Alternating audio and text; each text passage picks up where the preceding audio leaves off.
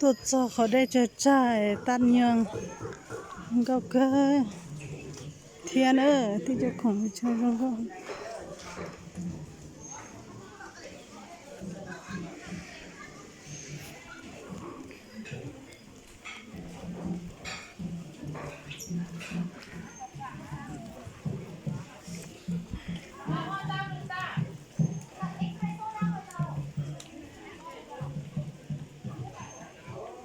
ไม่เลยเรามาแล้วท่าดู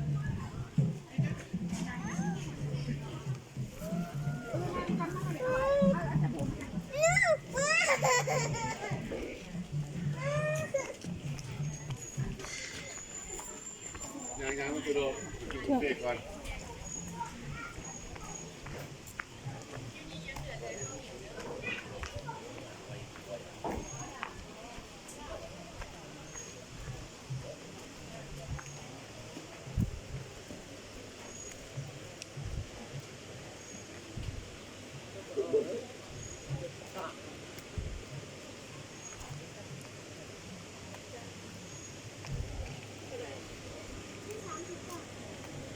ถ้าได้ก็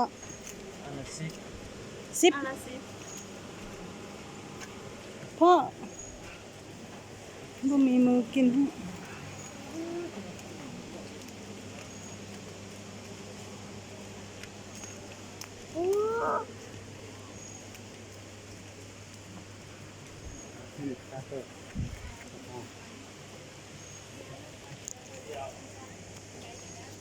พ่อ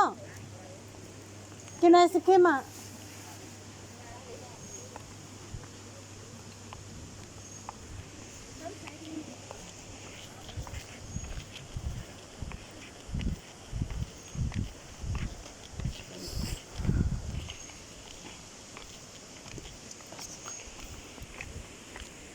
ยังนี่ไหม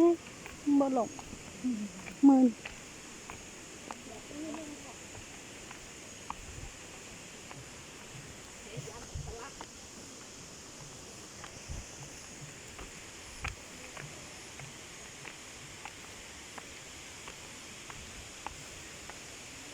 เดี๋ยวจะจ้ะ